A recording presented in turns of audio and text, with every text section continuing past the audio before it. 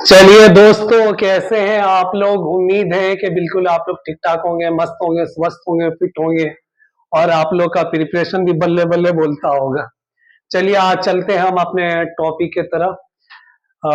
आप लोगों से एक निवेदन है और उम्मीद आशा यही करता हूं कि आप लोग हमारे चैनल को सब्सक्राइब करेंगे, लाइक करेंगे, प्यार देंगे, मोहब्बत करेंगे हमारे चैनल से और कमेंट कीजिए। आप लोग सबसे बड़ी चीज ये है कि जो है एमएम ग्लोबल कैरियर पे जो है आप लोग कमेंट कीजिए। टॉपिक के अकॉर्डिंग आप लोग कुछ पूछना है तो वो बताइए, कहाँ पे ठीक कर रहे हैं, कहाँ पे गलत हो रहा है, तो इसे भी आप लोग मार्क्स अकॉर्डिंग आप लोग मार्क्स देख सकते हैं कि हम कैसे कर रहे हैं और क्या हो रहा है, नहीं हो रहा है। ठीक है।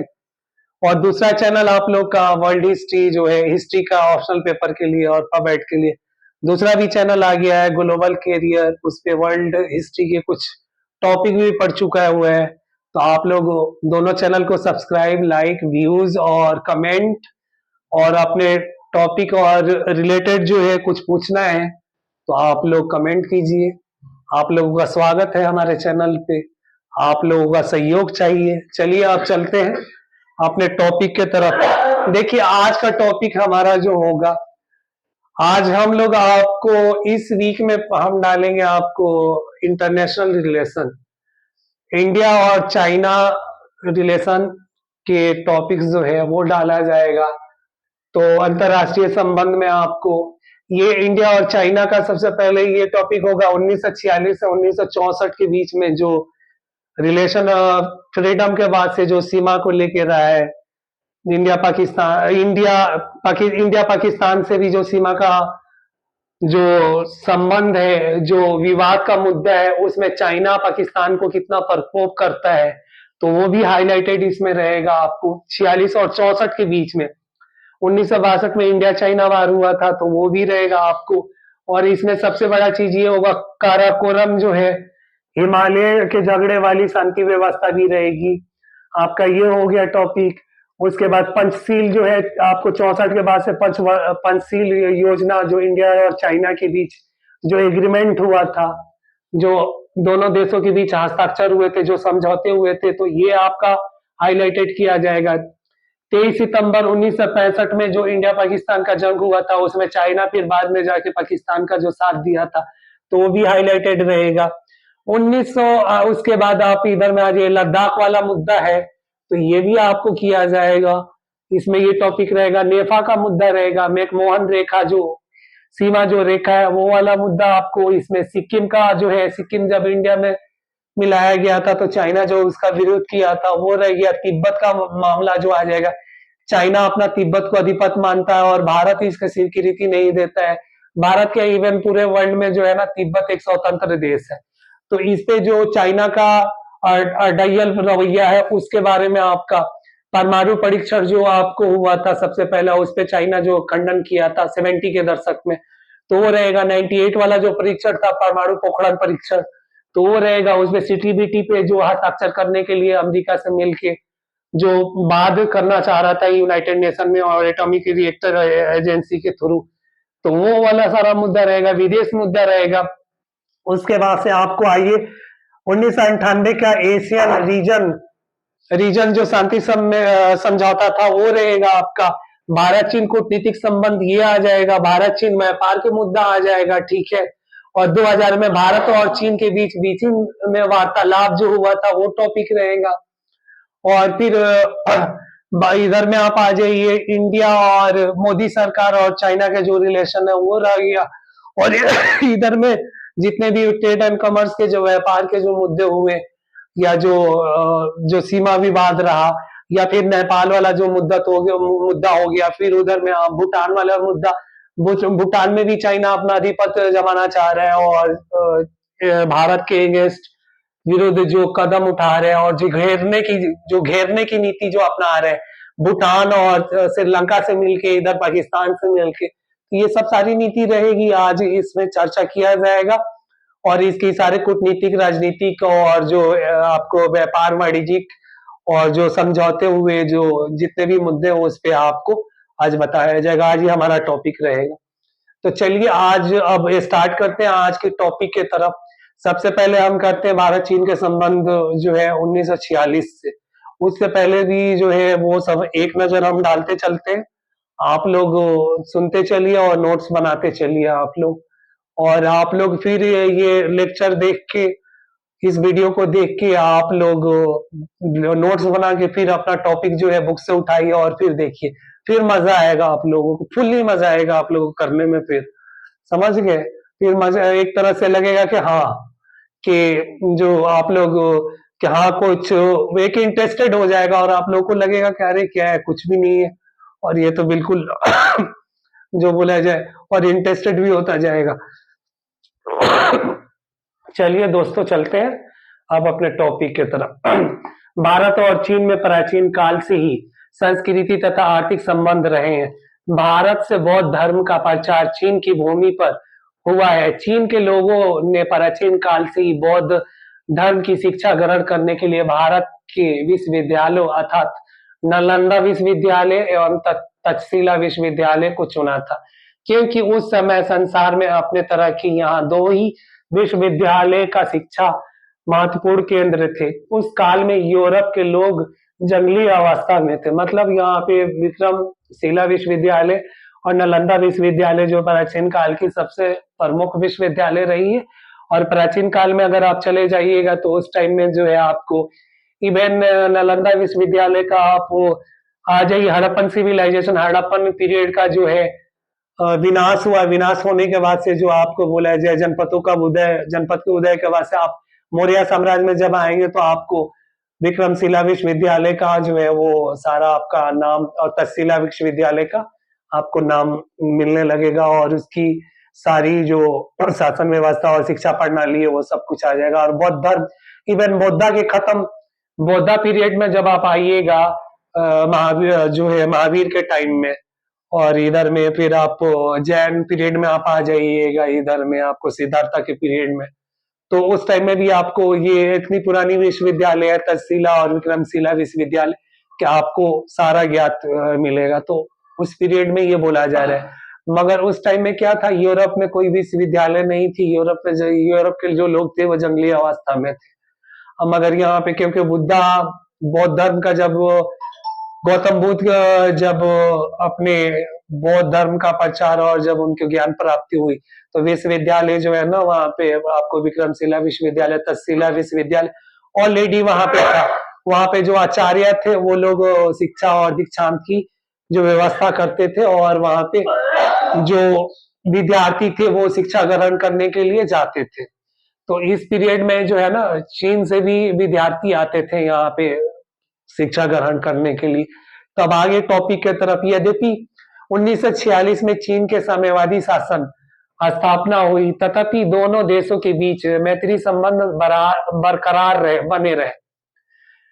चीन के संघर्ष के प्रति भारत द्वारा विकासशील देश नीति की गई एवं पंचशील पर आस्था प्रकट की गई थी। वर्ष 1949 में नए चीन की स्थापना के बाद अगले वर्ष भारत ने चीन के साथ सार्वजनिक संबंध स्थापित की। इस तरह भारत चीन लोक गणराज्य को मान्यता देने वाला प्रथम गैर समाजवादी देश बना। वर्ष 1954 में जून माह में चीन ने भारत व म्यांमार द्वारा शांतिपूर्ण सहअस्तित्व पर जो बोले गए हस्ताक्षर और इनकी चर्चा और दोनों देशों के बीच पंचशील सिद्धांतों की नींव रखी गई थी। मतलब क्या था, 5 सिद्धांत यानी पंचशील परिवर्तित किए गए थे, नींव रखे गए थे। पंचशील चीन व भारत द्वारा दुनिया की शांति व सुरक्षा में किए गए महत्वपूर्ण लेन देन था और आज तक दोनों देशों की जनता की जवाब पर है। मतलब जनता की जबान पर आज भी मौजूद है पंचशील योजना को। देश के संबंधों को लेकर स्थिति इन सिद्धांतों के मुख्य विषय वस्तु है। एक दूसरे को परबतु सत्ता व परदेशी का अखंडता व सम्मान किए जाने एवं एक दूसरे पर आक्रमण न किए जाने की बात कही जाती है। एक दूसरे के आंतरिक मामलों में हस्तक्षेप न किए जाने की वकालत और समानता व आपसी लाभ के आधार पर शांतिपूर्ण सहअस्तित्व बनाए रखने की बात कही जाती है।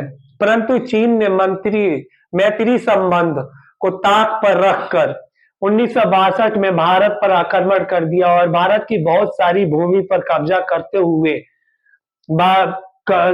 21 नवंबर 1962 को एक पक्षीय युद्ध विराम की घोषणा कर दी। उस समय से दोनों देशों के संबंध आज तक सामान्य नहीं हो पाए हैं। ठीक है, 1962 वाला जो युद्ध हुआ था, इंडिया और चाइना वार जो हुआ था, उसके बाद से इंडिया का रिलेशन जो है ना बिल्कुल बिगड़ता चला गया।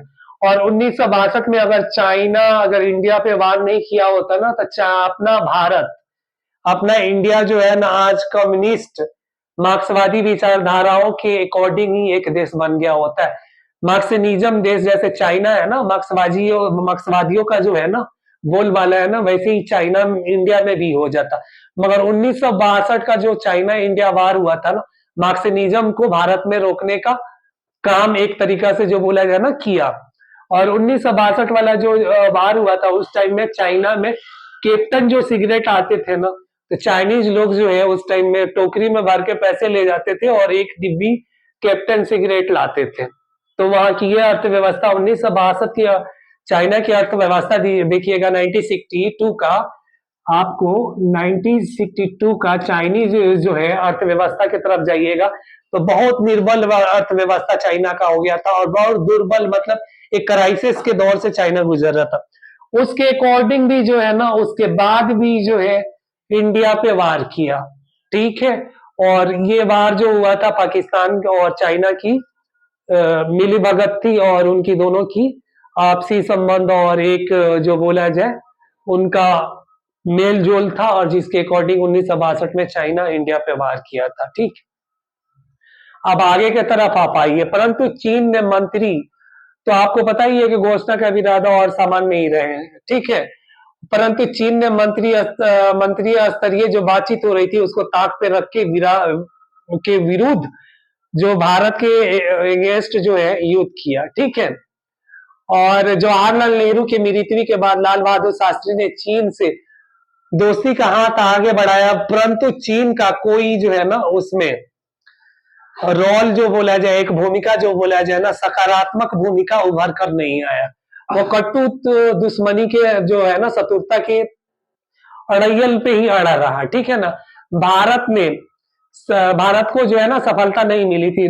क्या है, आपको लाल बहादुर शास्त्री ने चाइना के लिए जो है 1962 के बाद से जो है 65 में उन्होंने शांतिपूर्ण स्थापना के लिए हाथ बढ़ाया था, मित्रता के लिए, मगर चाइना जो है ना उसका खंडन किया था।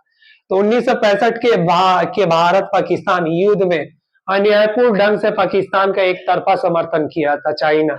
आपको बोल ही रहा हूँ कि चाइना और जो दोनों है, एक अगर देखा जाए तो इनका रिलेशनशिप मियाँ बीबी वाला है दोनों का।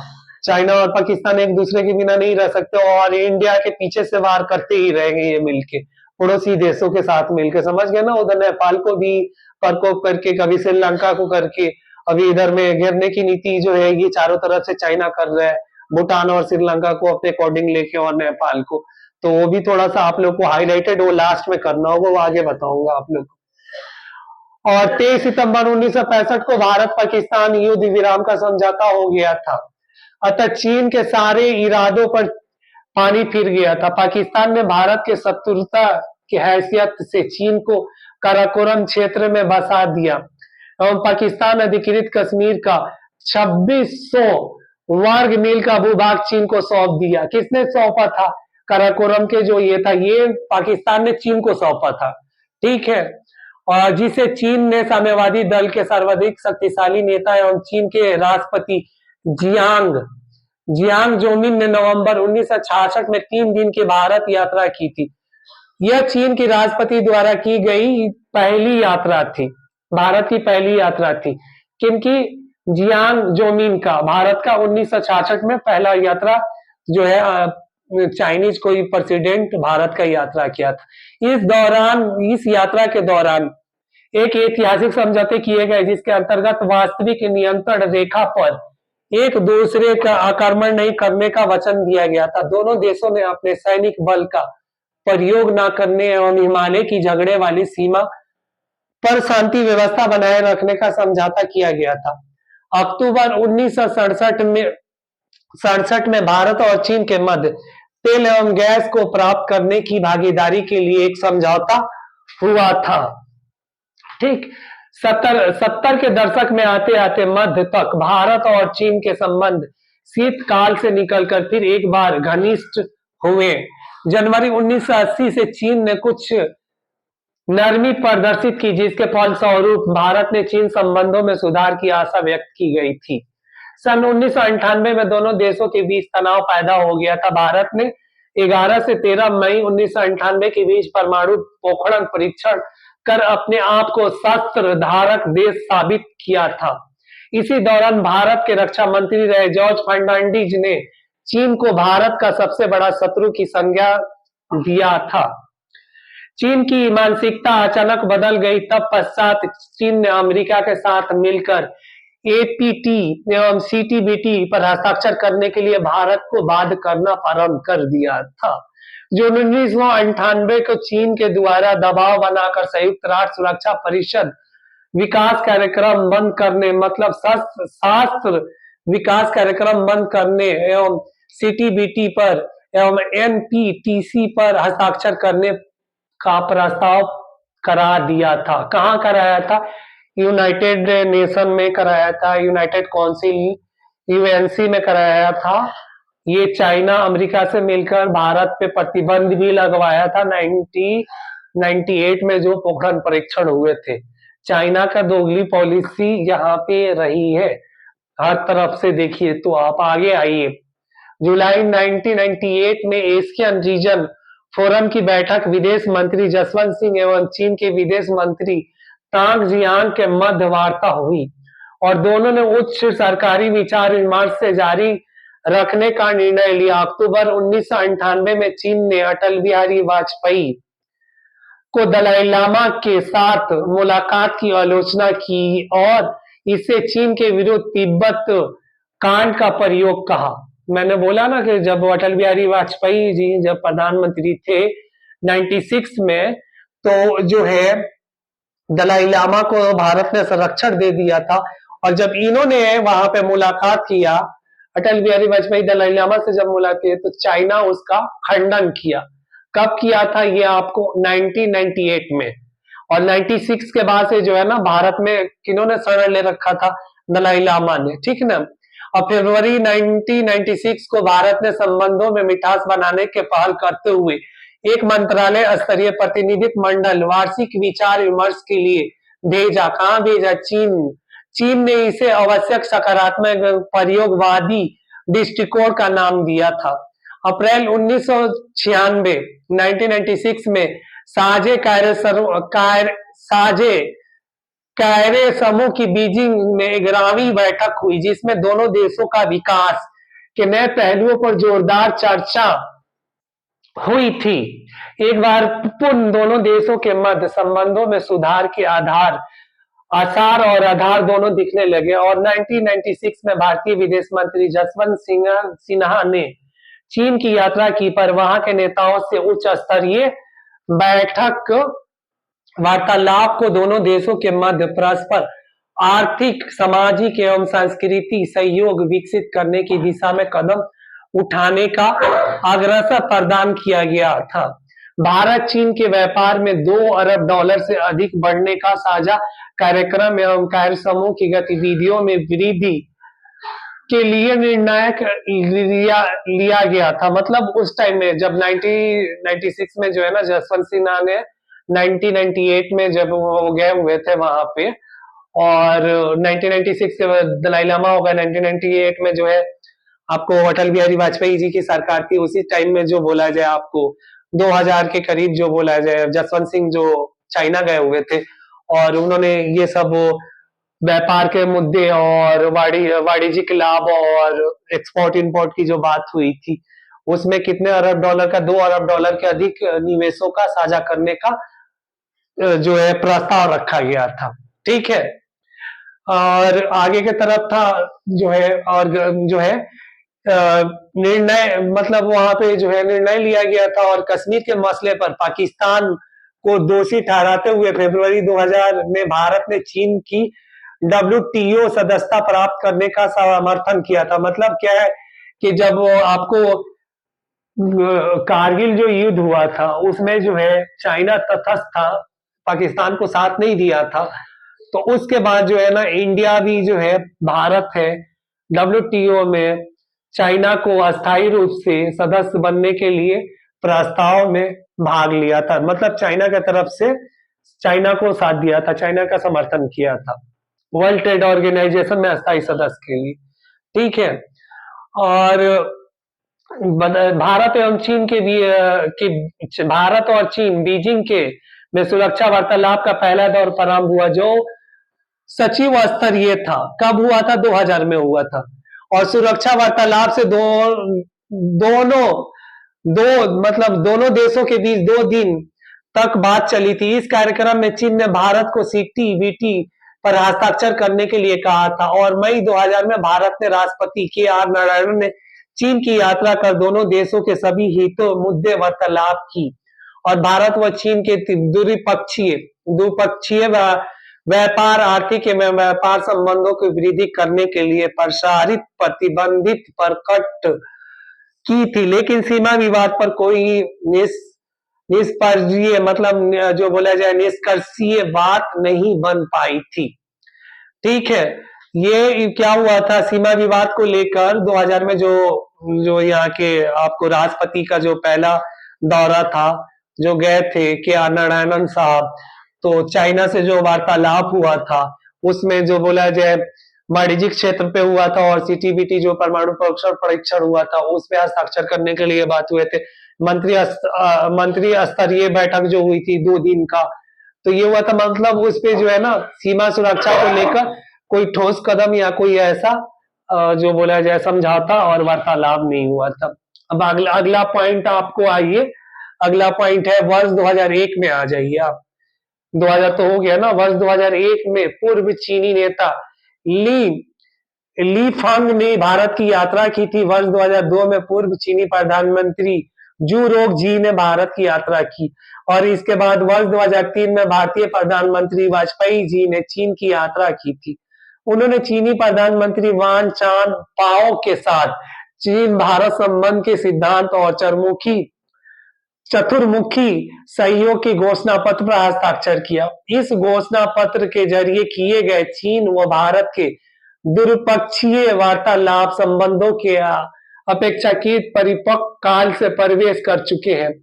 इस घोषणा पत्र ने अनेक महत्वपूर्ण द्विपक्षीय संबंधों को क्षेत्रीय समस्याओं पर दोनों को समान रूप से स्पष्ट किए और इसे भाषाई क्षेत्रों के विकास का निर्देशन करने वाले मील के पत्थर की हैसियत वाला दस्तावेज भी माना गया है। मतलब 2001 का जो समझौता था उसको मील का पत्थर माना गया है। ठीक है ना। ये भारतीय प्रधानमंत्री कौन थे उस टाइम में? वाजपेयी जी थे। अटल बिहारी वाजपेयी जी जब गए थे वहां चाइना का जो दौरा किया था, तो उस टाइम में जो हस्ताक्षर हुआ था या जो सहमति बनी थी उसके अकॉर्डिंग है। ठीक। चीन के प्रधानमंत्री वेन जिनयाबो, इनका नाम भी वैसे ही होते हैं, चानचिंग वेनजियान जिंग, यही होता है इन लोगों का नाम। थोड़ा डिफिकल्ट नाम है ना। तो आप देखिए चीन के प्रधानमंत्री वेन जिनयाबो ने 2005 और 2010 में भारत की यात्रा की थी। चीनी राष्ट्रपति हु जिनताओ 2006 में भारत आए थे। ठीक है। अच्छा, इनकी आंखें भी देखते होंगे ऐसी ऐसी आंखें, गोल मटोल वाले आंखें होते हैं और गाल गोल गोल निकला होता है। ठीक ना। और मगर इनकी माइंड जो है ना, दिमाग बहुत शातिर होता है। और ये जो है ना कूटनीति के मामले में वर्ल्ड के किसी कंट्री से इनकी जो है ना थोड़ी सी भी अगर खनक हो गई ना, ठनक हो गई तो खनक कर बैठते हैं। और इकोनॉमिक में भी देखिए चाइना का मार्केट कितना ग्रो, और जीडीपी के मामले में मुद्रा आरक्षित कोर्स में जो है वर्ल्ड बैंक में आपको आईएमएफ में कितना ग्रो है इनका, गिनिंग जीडीपी में देख ही रहे हैं कैसे ये ग्रो कर रहे हैं। ये सब आगे हाईलाइटेड किया जाएगा। चलिए आइए आगे चलते हैं। चीन के प्रधानमंत्री जो है आपको वेन जिनयाबो ने 2005 और 10 में भारत की यात्रा की थी। और चीनी राष्ट्रपति जिनपिंग ने 2006 में भारत आए थे। भारतीय प्रधानमंत्री डॉक्टर मनमोहन सिंह ने सन 2008 में चीन की यात्रा की थी। चीन के प्रधानमंत्री ली खांग यांग 2013 में भारत के आए और इसके अतिरिक्त ब्रिक्स शिखर बैठक से जुड़ी 2 बैठकें हुई थी और डॉक्टर मनमोहन सिंह ने जो आपको बता दूं कि जो वहाँ के प्रधानमंत्री जो चाइना के राष्ट्रपति थे व्यांग, ठीक ना, उनसे उन्होंने जो द्विपक्षीय बात हुई थी, जो सब सारी टोटल इनकी बातें हुई थी, उसमें समस्याएं जो थी भारत और चीन के बीच में वाणिज्यिक क्षेत्र में, आपको आर्थिक और एक्सपो जो व्यापार के क्षेत्र में, कूटनीतिक और राजनीतिक क्षेत्र में उन्होंने जो बात किया था, उसमें सामान्य बनाने के लिए बात की गई थी।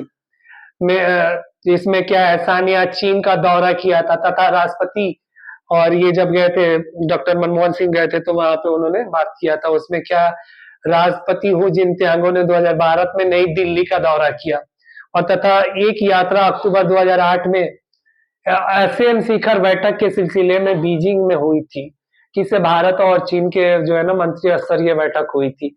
उसमें डॉक्टर मनमोहन सिंह भी गए थे और वहां के राष्ट्रपति और इनके मंत्रिमंडल के जो इनके जो मंत्र स्तरीय सदस्य थे वो भी थे और वहां के भी थे, और यहाँ पे सचिव लेवल का भी वो एक मीटिंग हुआ था।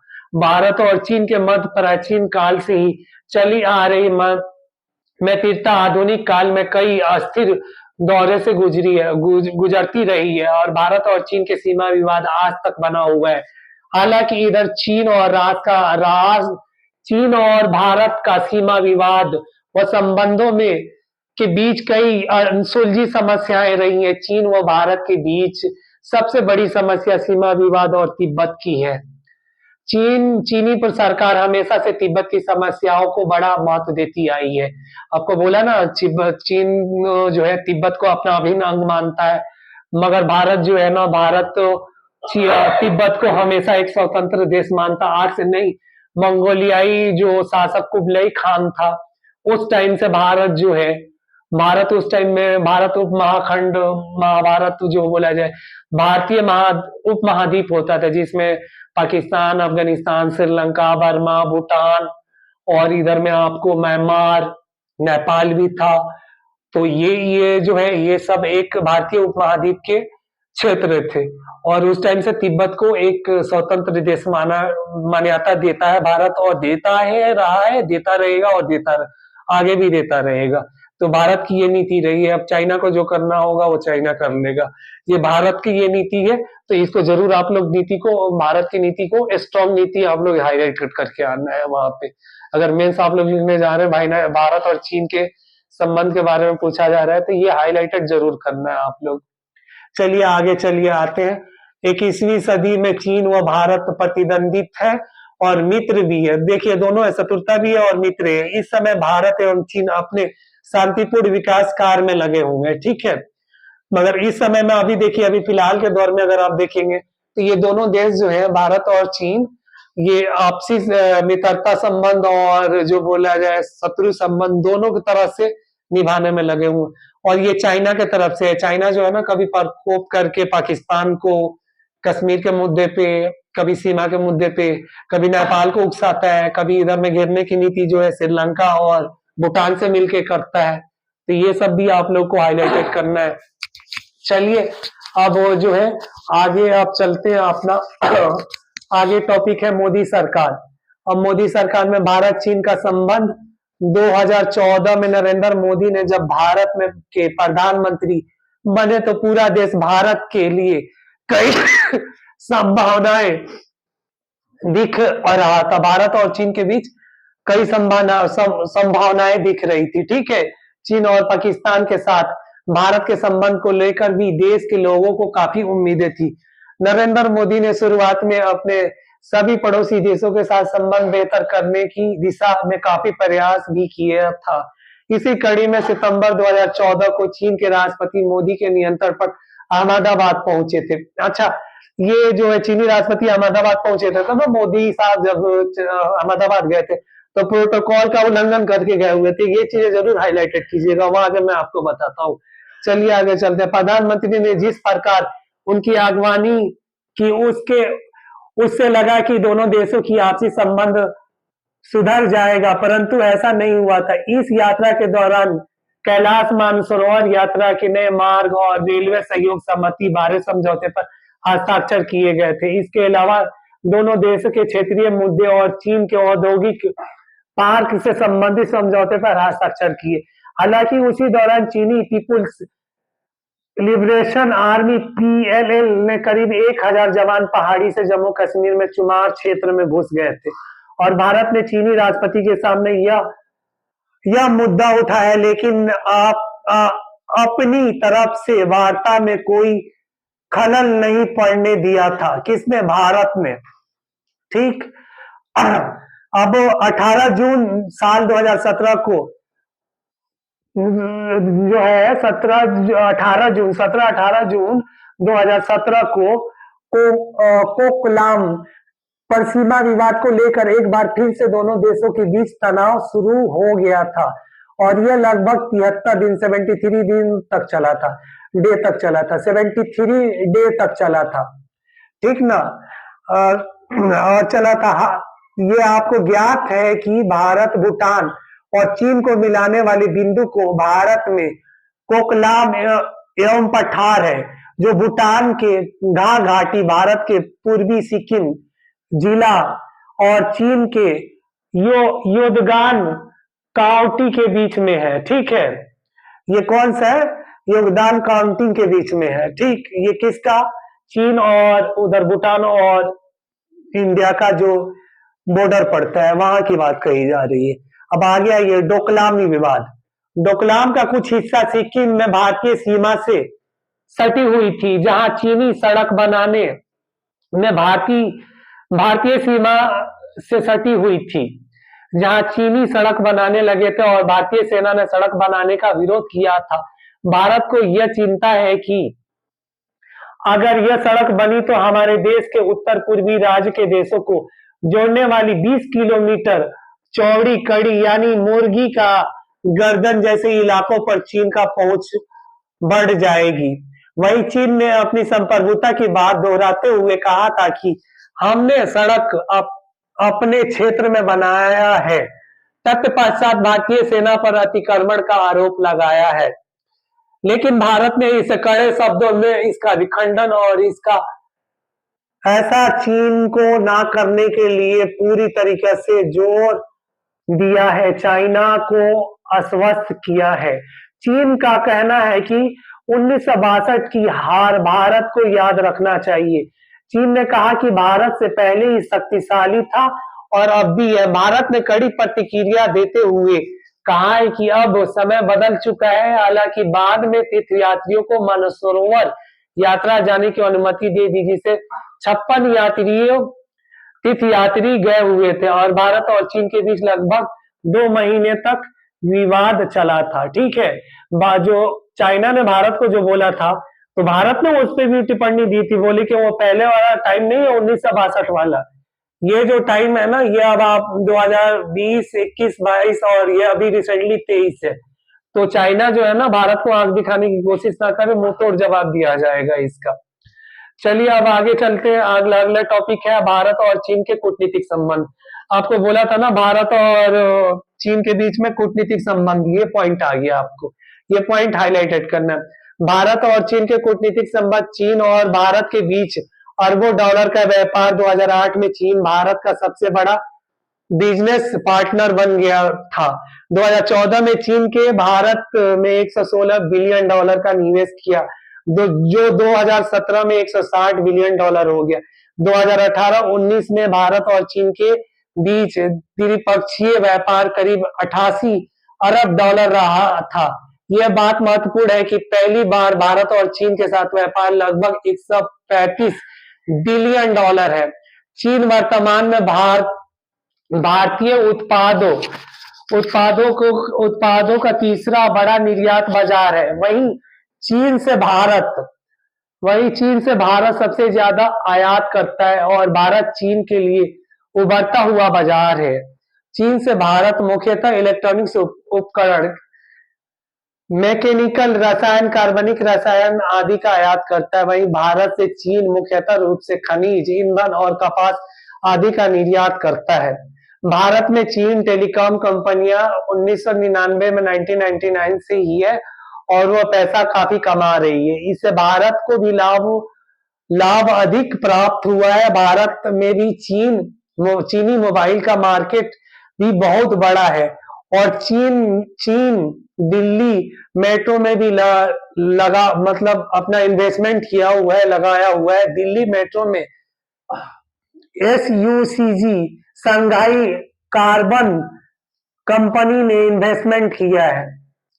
ये क्या है, संघाई ग्रुप कारपोरेशन नाम की कंपनी जो है वो काम कर रही है, दिल्ली मेट्रो में काम कर रही है। भारतीय सोलर मार्केट चीनी उत्पादन पर निर्भर है। इसका $2 बिलियन का व्यापार है। भारत का थर्मल पावर भी चीनियों पर ही निर्भर है। पावर सेक्टर में 70 से 80% उत्पाद चीन से आता है। दवाओं के लिए कच्चे माल का आयात भी भारत चीन से करता है। इस मामले में भारत पूरी तरह से चीन पर निर्भर है। ठीक है, मतलब अब जो है भारत चीन पर निर्भर है। मतलब धीरे धीरे भारत जो है ना अपने केमिकल्स फैक्ट्री सेक्टर में वो हो गया आपको, फिर आपको मोबाइल सेक्टर में हो गया, इलेक्ट्रॉनिक्स पार्ट के मार्केट में हो गया, या फिर मेडिसिन के मार्केट में वो आप आत्मनिर्भर बनता जा रहा है। तो ये अभी आगे इसको भी आप लोगों को थोड़ा सा हाईलाइटेड करना पड़ेगा। ये सिर्फ ये पॉइंट नहीं दिखाना पड़ेगा कि चाइना पे ही डिपेंड, चाइना पे ऐसा नहीं है कि भारत पूरा डिपेंडेंट है, ठीक ना। यहाँ पे इस चीज का जरूर खंडन कीजिएगा लो आप लोग। तो ये रह गया 2018-19 में भारत का व्यापार घाटा करीब $52 अरब रहा है। मतलब कितना रहा है आपको 2018-19 में व्यापार का $52 अरब रहा है। पिछले कई वर्षों से चीन के साथ लगातार छलांगे लगाकर बढ़ता हुआ व्यापार घाटा भारत के लिए एक बड़ी चुनौती बना हुआ है। पहले तो बहुत बड़ा, मगर अब घाटे की तरफ जा रहे हैं, ठीक ना। तो ये भी है कि चाइना अपने जो इलेक्ट्रॉनिक्स मार्केट को लाके यहाँ भारतीय बाजार में जो है ना सारा इधर उधर उथल पुथल कर रहा है। तो ये भी आप लोग को हाईलाइटेड करना हुआ है। चीन के बाजार तक भारत की अधिक पहुंच और अमेरिका व चीन के बीच चल रहे व्यापार युद्ध के कारण पिछले वर्ष भारत से चीन को निर्यात बढ़कर $18 अरब पर पहुंच गया है, जो 2017 और 18 में $13 अरब के पास था। ठीक ना, यहाँ पे मतलब क्या है, 2017-18 में $13 अरब था, अब $18 अरब पहुंचा। मतलब 10 के बाद से जो है ना इधर में आपको 14 के बाद आपको जो है ना 15 के बाद आपको 17-18 में जो है ना पहले $13 अरब था, अब क्या है $80 अरब हो गया। ठीक है, $18 अरब हो गया। ठीक है, चीन से भारत का आयात भी $80 अरब से घटकर $75 अरब रह गया। पहले $80 अरब रहता था, अब $75 अरब हो गया। तो ये भी आपको थोड़ा सा हाईलाइटेड करना होगा। 28 मई 2018 को भारत ने चीन के सेल्फ में मार्केट का लाभ उठाने के लिए दूसरी सूचना प्रौद्योगिकी IT गवर्नेंस में शुरुआत की थी। IT कंपनी का मतलब इसमें क्या है, आपको IT कंपनी में जो है ना इसमें जो है IT कंपनी के लिए जो है आपको जो है भारत जो है IT कंपनी के लिए किसको जो है चाइनीज कंपनी को इन्वेस्टमेंट के लिए जो आमंत्रित किया था। और इसमें नेस्कॉम ने कहा था कि चीन के दूसरे डिजिटल उसका उपयोग प्लाजा की स्थान पे हो रहा है। मतलब क्या हो रहा है, चीन के बाजार को घरेलू IT कंपनियों के पहुंच बढ़ रही है। मतलब यहाँ पे चाइना की जो IT कंपनी है ना वो भारतीय बाजार में पहुंच रही है। ठीक, तो ये रह गया आपको चाइना की बाजार की। और यहाँ पे इलेक्ट्रॉनिक्स मार्केट को जो है ना आपको बिल्कुल हाईलाइटेड करना है और दिखाना है कि चाइनीज कंपनी जो है ना IT सेक्टर में आके यहाँ पे इलेक्ट्रॉनिक्स मार्केट सेक्टर में आके भारत में कैसे अपनी जो है ना, आपने देखा ही होगा कि कंप्यूटर के क्षेत्र में जो है, लैपटॉप के क्षेत्र में, मोबाइल के क्षेत्र में जो है आपको, या फिर रासायनिक क्षेत्र में हो गए, और मेडिसिन कंपनी के क्षेत्र में कैसे दाग जमा के बैठी हुई है यहाँ पे। तो ये सब चीजें आपको देखना है। मैन्युफैक्चरिंग के सेक्टर जो है मेडिसिन का और इसका सब लेकर जो उसके कच्चे मालों का आयात जो भारत करता है, उस क्षेत्र में कितना जो है ना चाइना कितना आगे है, और भारत को जो है ना अभी चाइना को किसी भी हालत में पछाड़ना होगा। तो ये चीजें नीति पे जो है ना थोड़ा सा आपको दिखाना होगा। अब आगे आइए टॉपिक के तरफ। संक्षिप्त कार्यक्रम 1950 से पहले मतलब आपको यहाँ पे दिखाना होगा 1950 से पहले वर्षों तक तिब्बत ने एक ऐसा क्षेत्र के रूप में काम किया है जिससे भारत और चीन को भौगोलिक रूप से अलग और शांत रखा है। 20वीं सदी के मध्य तक भारत और चीन के संबंध न्यूनतम से न्यूनतम थे, मगर कुछ व्यापारिक तीर्थयात्री और विद्वानों के आवागमन तक ही सीमित थे। भारत और चीन के मध्य व्यापार तौर पर बातचीत की शुरुआत भारत की स्वतंत्रता 1947 और चीन की कम्युनिस्ट क्रांति 1949 के बाद हुई थी, ठीक ना। कम्युनिस्ट क्रांति 1949 में हुआ था और भारत 1947 में हुई थी, आजाद हुआ था भारत। और जब वहां पे कम्युनिस्ट क्रांति हुई, कम्युनिस्टों का जब राजपथ हुआ चाइना में, तो भारत और चाइना के संबंध काफी खराब होते चले गए, ठीक है। अब आगे अगले पॉइंट की तरफ, 1 अप्रैल 1950 को चीन और भारत के राजनयिक संबंध स्थापित किए। के एम पेनिकर को चीन में भारत का पहला राजदूत नियुक्त किया गया था और भारत चीन के जनवादी गणराज्य के साथ संबंध स्थापित करने वाला पहला गैर समाजवादी देश था। हिंदी चीनी भाई भाई का नारा उस समय एक आकर्षक कहानी बन गई थी। मतलब जब आपको 1950 में जब नारा दिया गया था भारत के तरफ से, 1949 के बाद जो है ना, भारत चीन को जो है ना पहला गणराज्य जो है ना स्वतंत्र गणराज्य का संज्ञा दिया था और स्वीकार किया था और मान्यता दी थी। और उस टाइम में भारत जो है ना, भारत और चीनी भाई भाई का नारा दिया गया था। पहला राजदूत जो है नियुक्त चाइना में किनको किया गया था? के एम पेनिकर को किया गया था, ये याद रखिएगा लो आप लोग, ठीक है। और द्विपक्षीय आदान प्रदान प्रारंभ हुआ था। अक्टूबर 1950 तक चीन ने तिब्बत से लेकर मतलब 1950 तक चीन ने तिब्बत को लेकर इरादे जाहिर कर दिया कि सीमा पार कर चीनी सेना लहासा बढ़ी और 1951 में चामदो के गवर्नर को मजबूर किया था कि वह तिब्बत पर चीन का आधिपत्य स्वीकार करे। मगर इस पे क्या है, स्वीकार करे, मगर भारत जो है इसको कभी मान्य और मान्यता नहीं दिया, ठीक है, स्वीकार नहीं किया। चीन ने तिब्बत पर आक्रमण कर वहां के कब्जा कर लिया। तब भारत और चीन आपस में सीमा साझा करने लगे और पड़ोसी देश बन गए, ठीक ना। उससे पहले से जो है ना तिब्बत वाला सीमा जो है, भारत और चीन का सीमा निर्धारण नहीं किया गया था, मगर इसके बाद निर्धारण किया गया और सीमा विवाद का मुद्दा भारत और तिब्बत वाला जो था सीमा रेखा, वो उसके बाद उठाया गया। ये भी आप लोग याद रखिएगा। भारत ने प्रथम प्रधानमंत्री जवाहरलाल नेहरू एवं स्वतंत्र तिब्बत के पक्ष में थे। उल्लेखनीय है कि भारत और तिब्बत के मध्य आध्यात्मिक संबंध चीन के लिए चेतना का विषय था।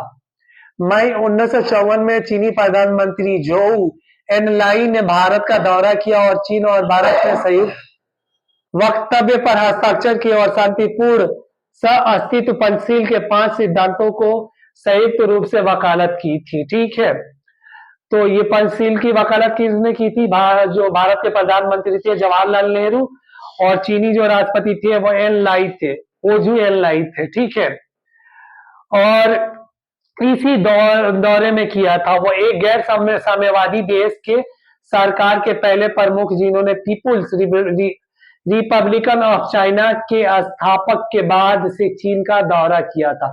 किन्होंने किया था? जवाहरलाल नेहरू ने पहला जो प्रधानमंत्री थे उन्होंने चाइना का दौरा किया था, ठीक है। और भारतीय प्रधानमंत्री नेहरू ने चीन का पहला दौरा किया था और जो चाइनी जो प्रधानमंत्री थे जोऊ एनलाई भारत का दौरा किया था, याद रखिएगा लो। उस टाइम में साल भर भी नहीं बीते थे कि चीन ने इन्हीं सिद्धांतों का उल्लंघन किया और इसके आधिकारिक मानचित्र में चीन ने भारत के उत्तरी सीमा के एक हिस्से को अपने में बता लिया और मिला लिया। नवंबर 1956 में चीन के तत्कालिक शासक ओजू एनलाई ने भारत की यात्रा की और इस पर जो है ना भारत ने तीखी प्रतिक्रिया दिखाई थी और जाहिर किया था। सितंबर 1997 के तत्कालीन उपराष्ट्रपति डॉक्टर सर्वपल्ली राधाकृष्णन चीन गए थे, मतलब चीन गए थे और इस टाइम में उन्होंने हाईलाइटेड किया चीनी सरकार से कि भाई आपने ये जो सीमा विवाद में जो है ना यहाँ का जो क्षेत्र है आपने मिलाया हुआ है और मानचित्र में दिखाया हुआ है, तो ये जो है ना बहुत कठिनाई वाली बात हो जाएगी और परिस्थिति जो है ना बहुत दुर्लभ हो जाएगा। ये भारत की तरफ से वक्तव्य दिया गया था। उसके बाद आगे पॉइंट आप इसी में अगला पॉइंट आप लोगों को दिखाना होगा। इसी बीच संबंध बिगड़ने लगे कि चीन ने भारत के कुछ हिस्सों पर अपना हक जमाना शुरू कर दिया था और ओजू ने 23 जनवरी 1959 को कहा कि लद्दाख और नेपाल का करीब 40,000 मील का क्षेत्र चीन का है। देखिए आ गया ना आपको। अब वो आपको बोला था ना, लद्दाख और नेपाल वाला जो है ना, ये आ गया। देखिए दोगली पॉलिसी चाइना का, पीठ पीछे जो है ना वार करना। ठीक। 3 अप्रैल 1959 को तिब्बती लोगों के आध्यात्मिक और लौकिक प्रमुख दलाई लामा कई अन्य लोगों के साथ लहासा से भागकर निकले और भारत आ गए, और भारत में उन्होंने शरण ली और भारत ने उनको शरण दी। चीन जो है रूठ गया, इससे रूठ गया। रूठ गया साला, रूठ गया, भाड़ में जाए, उससे क्या है फिर। भारत ने उसका कुछ जो है ना वो नहीं लिया, बोला रूठ रहा है, जो होगा वो देखा जाएगा। और अपने जो है भारत अपने स्टेटमेंट पे और अपने डिसीजन पे एकदम स्ट्रॉन्ग पॉइंट से खड़ा रहा तिब्बत को लेके, हमेशा से, अभी भी है और आगे भी रहेगा। इसके पश्चात चीन ने भारत पर तिब्बत और पूर्वी हिमालय क्षेत्र में विस्तारवादी और साम्राज्यवादियों का प्रसार आरोप लगा दिया था। उसने दिसंबर 1959 में मैकमोहन लाइन को मानने से इनकार कर दिया था, और बीजिंग ने सिक्किम और भूटान के करीब 50,000 वर्ग मील का इलाके पर दावा ठोक दिया था। ठीक है, मैकमोहन रेखा आपको पता है कि ये कहाँ पे लगता है, सिक्किम और बीजिंग जो भूटान वाला जो रेखा है उसको जो है ना मैकमोहन रेखा, आपको पता है कि 1947 में निर्धारित की गई थी, और उसको चाइना जो है ना मानने, जब सिक्किम को जो है ना आपको 1960 के दशक में जब आइएगा, जब सिक्किम को अपने अधीन किया गया था, तो उस पर भी चीनी जो है ना तीखी प्रतिक्रिया जाहिर की थी। सिक्किम का आपका मसला आगे हो गया, मैकमोहन रेखा हो गया, ये आपको बताया मैं। ठीक है, और इसके पश्चात चीन ने भारत पर तिब्बत और पूर्वी हिमालय क्षेत्र में विस्तारवादी समाजवादी के प्रसार का आरोप लगाया। उसके दिसंबर 1959 में मैकमोहन लाइन को मानने से इनकार कर दिया, और बीजिंग ने सिक्किम और भूटान के करीब 50,000 वर्ग मील के इलाके पर कब्जा करने की कोशिश की, मगर इसके मुंहतोड़ में भारतीय सेना ने जवाब दिया। भारत सरकार ने चीन को जवाब दिया। ठीक है, आगे इसका इस चीज को मैंने दोबारा आप लोग को हाईलाइटेड इसलिए किया कि इसको हाईलाइटेड आप लोग को करना है। अब आगे इसी में अगला पॉइंट होगा, 19 अप्रैल 1960 को तत्कालीन प्रधानमंत्री जवाहरलाल नेहरू और ओझू के बीच नई दिल्ली में मुलाकात हुई। ओझू जो थे चाइना के, ओझू जी आए थे यहाँ पे, चाइनीज राष्ट्रपति, तो भारतीय प्रधानमंत्री जवाहरलाल नेहरू के साथ में मुलाकात हुई और द्विपक्षीय बातचीत हुई और समझौता हुआ। करीब 1961 में चीन ने सीमा विवाद को चर्चा करने से मना कर दिया। देखिए अब यहाँ पे भी वो अपनी कूटनीतिक जो है ना, अपनी दोगला रवैया जो है ना, वो यहाँ पे भी चर्चा करने से मना कर दे रहा है। और भारतीय सीमा विवाद पर पश्चिमी चिमीर सेक्टर से घुस गया, मतलब ये क्या है, पश्चिमीर सेक्टर में घुस गया। समझ गया ना, इसमें पश्चिमीर जो सेक्टर है, लद्दाख वाला जो सेक्टर आपको आ जाएगा, ये सिक्किम और तिब्बत की तरफ से आप चले जाइए, तो वहां पे घुस गया। तो जो है लद्दाख का, तो लद्दाख पे जो चाइना अपना अधिपत्य मानता है, मगर उसका अधिपत्य मानने नहीं मानने से कुछ नहीं होता है, वो भारत का अभिन्न अंग है लद्दाख, और अभिन्न अंग रहेगा। और चाइना और पाकिस्तान के नाकाम जो है ना, जो उनके नाकाम इरादे हैं, जो उनके गंदे इरादे, वो कभी कामयाब नहीं होंगे। तो इसमें ये भी थोड़ा सा आप लोग, लद्दाख वाला जब मैटर आएगा ना, तो उधर आप पाकिस्तान वाला भी उठाइएगा, यहाँ पे हाईलाइटेड कीजिएगा। नवंबर 1962 में चीनी सेना ने लद्दाख और तत्कालीन नॉर्थ ईस्ट फ्रंटियर एजेंसी नेफा में मैकमोहन रेखा के पार भारत पर आक्रमण कर दिया। ठीक है, देखिए 1962 में जो आक्रमण किया था वो कहाँ पे किया था, नेफा एजेंसी, मतलब मैकमोहन रेखा को लेके ही आक्रमण किया था। ठीक है, भारत में बहुत बड़े भूभाग पर कब्जा कर लिया, और चीन ने इस आक्रमण के कारण द्विपक्षीय संबंध में एक गंभीर झटका लगा था। ठीक है, 62 वाला जो वार हुआ था, चाइना भारत के एक बड़े भूभाग पर अधिपत्य कर लिया, और जो समझौता हुआ था वो 62 वाला जो इंडिया और चाइना का जो वार हुआ था, उसमें जो चाइना इंडिया पे वार किया था, तो हर समझौते पे, पंचशील समझौते पे भी जो है ना झटका लगा। मार्च 1963 में चीन और पाकिस्तान के समझौते हुए पाक अधिकृत कश्मीर का लगभग 5080 वर्ग किलोमीटर हिस्सा चीन को दे दिया गया था। देखिए ये कौन दिया, ये पाकिस्तान दिया। यहाँ भी दोगला पॉलिसी चल रही है, ठीक ना। ये जो है ना दोनों मिलके भारत के अगेंस्ट पीठ पे वार कर रहे हैं। 1965 में चीन ने भारत पर सिक्किम चीन सीमा पार करने का आरोप लगाया। नवंबर में चीनी सैनिक दोबारा उत्तरी सिक्किम में घुस गए और इसके बाद तनाव के चलते डिप्लोमेटिक चैनल बंद हो गए थे। ठीक है, 1965 के जो चीन से बाहर हुआ था, फिर दोबारा सेकेंड वार जो हुआ था, उसके बाद हर वार्ता को बंद कर दिया था भारत ने। बोला कि नहीं, अब इनसे जो है ना युद्ध के रास्ते से ही हम, युद्ध के बदले युद्ध से ही हम अब देखा जाएगा। और भारत का उस टाइम एक नारा भी था कि जंग जो है ना हथियारों से नहीं जीते जाते, हौसले से जीते जाते। ठीक है, 1964 में भारत ने अपना पहला शांतिपूर्ण परमाणु परीक्षण किया था। चीन ने उसका कड़ा विरोध किया और अप्रैल 1975 में सिक्किम भारत का हिस्सा बना था। चीन ने इसका भी विरोध किया था, ये पहले भी मैंने आप लोगों को बोला था। ठीक है, अप्रैल 1776 में चीन और भारत ने पुनः राजदूत संबंधों को बहाल किया और जुलाई में के आर नारायण ने चीन में भारतीय राजदूत बनाए गए थे और द्विपक्षीय संबंधों में धीरे धीरे सुधार हुआ था। फरवरी 1979 में तत्कालीन विदेश मंत्री अटल बिहारी वाजपेयी ने चीन की यात्रा की थी। ठीक ना, ये 1979 में जो है ना भारतीय विदेश मंत्री जो थे अटल बिहारी वाजपेयी जी, उन्होंने चीन की यात्रा की थी और जो है भारत और चीन के संबंधों में उन्होंने वार्तालाप किया और द्विपक्षीय जो है हस्ताक्षर और संबंधों को उजागर किया और काफी हद तक रिलेशन अच्छा भी हुआ था। ठीक है, मतलब फिर जो आपको बताऊं, 1988 में भारतीय प्रधानमंत्री राजीव गांधी ने द्विपक्षीय संबंधों को समीकरण की प्रक्रिया शुरू करते हुए चीन का दौरा किया और दोनों पक्षों ने लुक फॉरवर्ड के लिए सहमति व्यक्त की और सीमा के प्रश्न को पारस्परिक रूप से स्थगित समाधान की मांग करते हुए अन्य क्षेत्रों को सक्रिय द्विपक्षीय संबंधों में विकसित किया। 1991 में चीन के सर्वोच्च नेता लिंग पेंग ने भारत का दौरा किया और 31 साल बाद चीन का कोई नेता भारत आया था। 1992 में भारतीय राष्ट्रपति आर के वेंकटरमण ने चीन के दौरा किया। वह पहले राष्ट्रपति थे जिन्होंने भारत गणराज्य की स्वतंत्रता के बाद से चीन का दौरा किया था। वेंकटरमण भारतीय राष्ट्रपति पहले थे जो चीन का दौरा किया था। इससे पहले सब प्रधानमंत्री और विदेश मंत्री भारतीय जो थे वो दौरा किया था।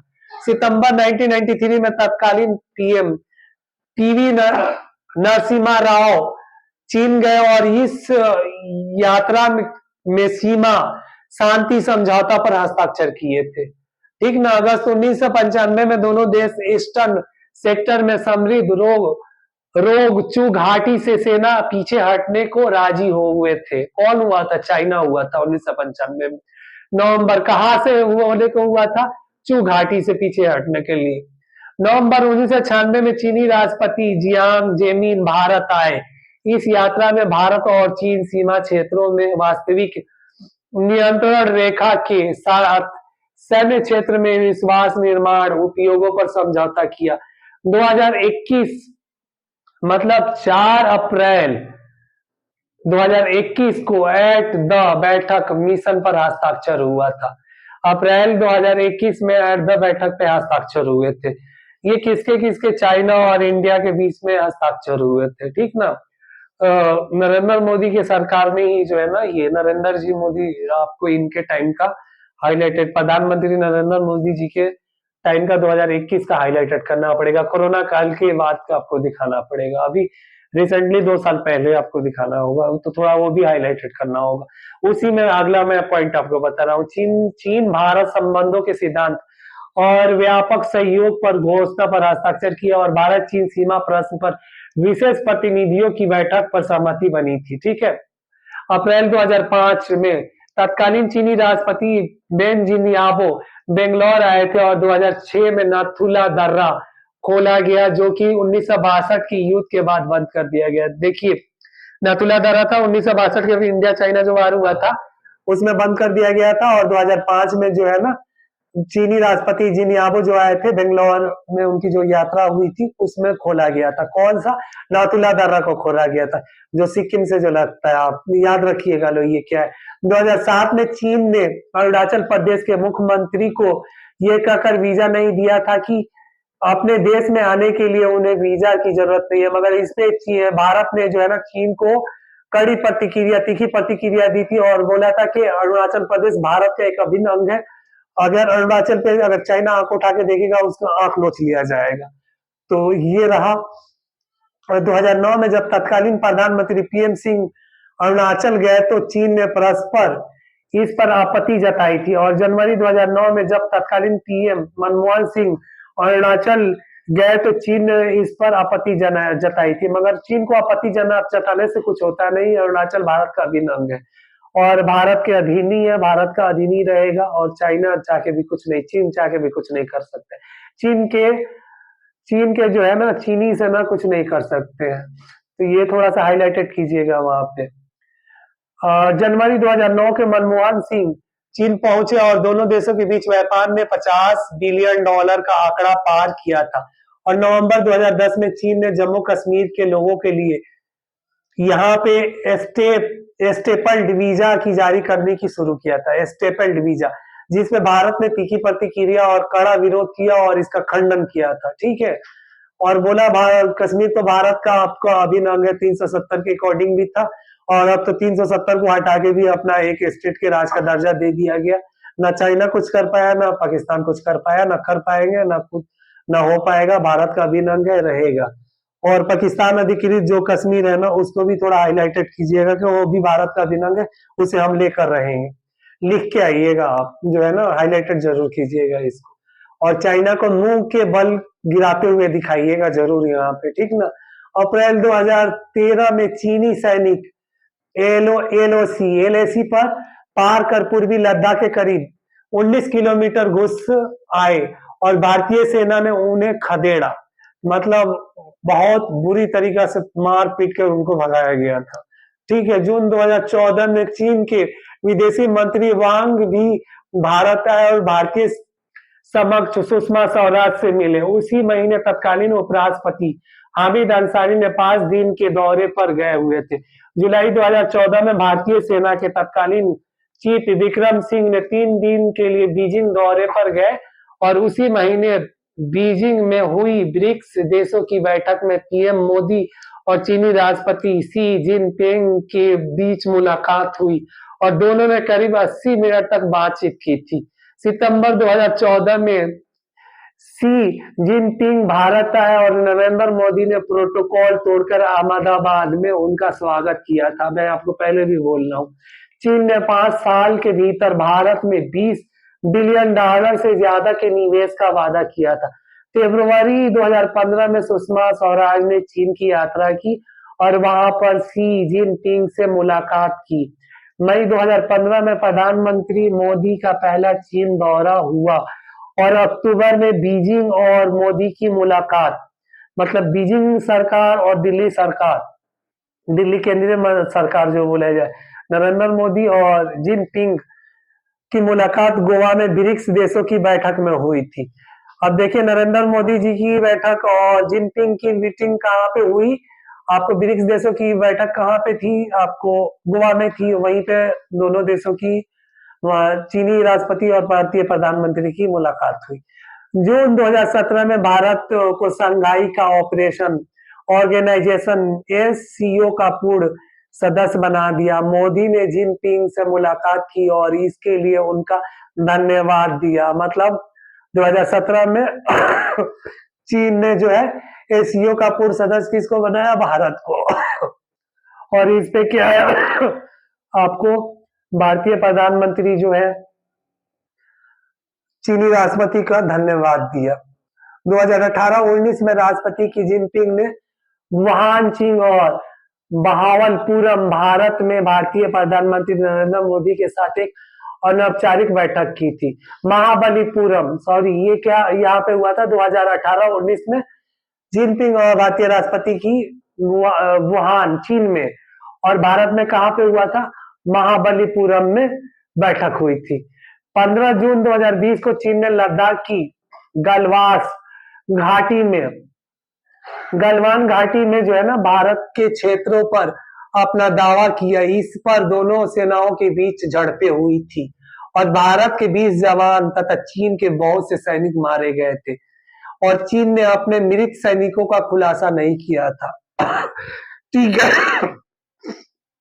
मतलब भारत के 20 सैनिक मारे गए थे और चाइना के न जाने हजारों सैनिक मारे गए थे, मगर चाइना जो है ना सार्वजनिक नहीं किया था, डर से, क्योंकि ऐसा ना हो कि कहीं भारत जो है ना चाइना पे आक्रमण चढ़ ना जाए, ठीक ना, और लद्दाख से हमेशा के लिए खदेड़ ना दे।